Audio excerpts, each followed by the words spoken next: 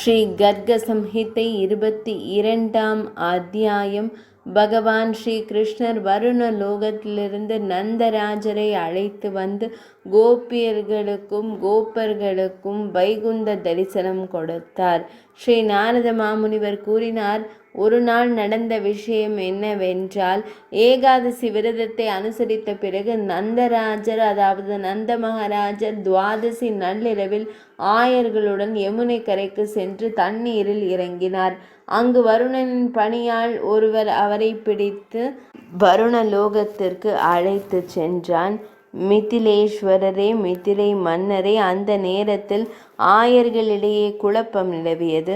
பின்னர் அவர்களுக்கு உறுதியளித்த பிறகு பகவான் ஸ்ரீஹரி வருணபுரிக்கு வந்தார். திடீரென்று அந்த நகரத்தின் கோட்டையை எரித்து சாம்பலாக்கினார்.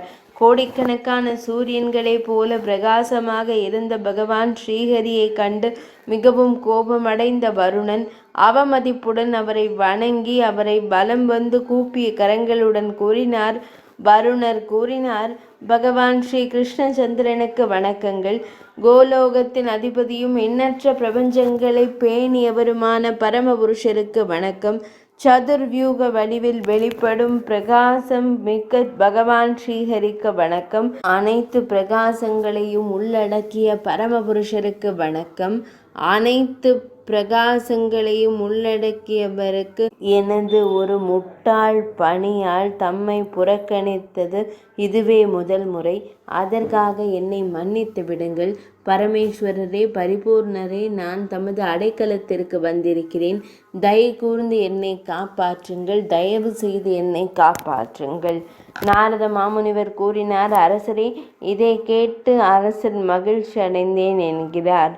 அதன் பிறகு பகவான் ஸ்ரீ கிருஷ்ணர் நந்த மகாராஜரை உயிருடன் அழைத்து சென்று பிரஜ மண்டலத்திற்கு திரும்பி அவரது உறவினர்களுக்கு மகிழ்ச்சியை கொடுத்தார். நந்தராஜரின் வாயிலிருந்து ஸ்ரீ கிருஷ்ணா என்ற நாமம் பகவான் ஸ்ரீஹரியின் செல்வாக்கை உணர்ந்த அந்த உறவினர்கள், அவர்கள் கோபர்களும் கோபியர்களும் சமூகமும் நந்தனந்தனன் பகவான் ஸ்ரீ கிருஷ்ணரிடம், இறைவா, உலகங்களின் பாதுகாவலர்களால் வணங்கப்படும் இறைவன் தாமே என்றால் தயவு செய்து எங்களுக்கு விரைவில் சிறந்த வைகுந்த லோகத்தை காட்டுங்கள். பகவான் ஸ்ரீ கிருஷ்ணர் அவர்கள் அனைவரையும் வைகுந்தத்திற்கு அழைத்து சென்றபோது அங்கு ஜோதி மண்டலத்தின் நடுவில் அமைந்துள்ள தனது வடிவத்தை காட்டினார். அவருக்கு 1000 கரங்கள் இருந்தன. மேலும் அவரது தோற்றம் கிரீடங்கள் மற்றும் தொங்கல்கள் போன்ற அலங்காரங்களால் இன்னும் அழகாக மாற்றப்பட்டது.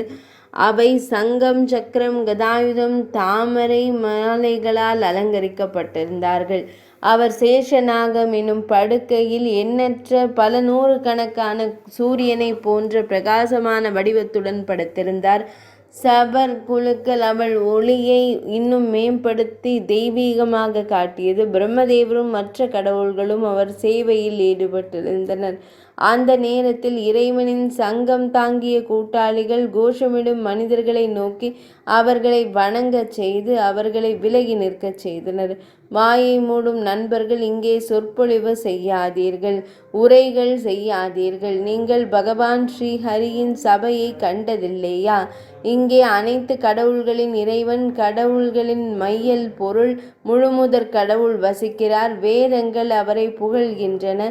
இவ்வாறு கல்வி பரிசை பெற்றவுடன் மாடு மேய்க்கும் சிறுவர்களான ஆயர்கள் மகிழ்ச்சியால் நிறைந்து அமைதியாக நின்றனர். அவர்கள் தங்களுக்குள் பரிசு பெற்றவுடன் மாடு மேய்ப்பவர்கள் மகிழ்ச்சியால் நிறைந்து அமைதியாக நின்றனர். அவர்கள் தங்களுக்குள், இந்த உயர்ந்த சிம்மாசனத்தில் அமர்ந்திருக்கும் நமது பகவான் ஸ்ரீ கிருஷ்ணர், நாங்கள் அருகில் நின்றாலும் கூட அவர் எங்களை கீழே நிற்க வைத்து உயரமாக அமர வைத்துள்ளார்.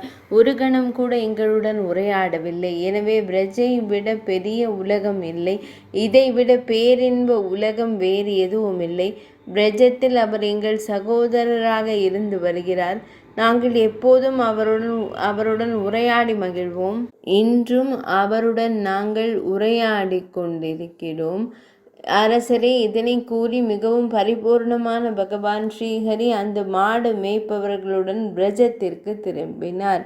இது ஸ்ரீ கர்க சம்ஹிதையின் மாத்துரிய காண்டத்தில் உள்ள நாரத மாமுனி பகுலாஸ்வ மன்னர் இடையிலான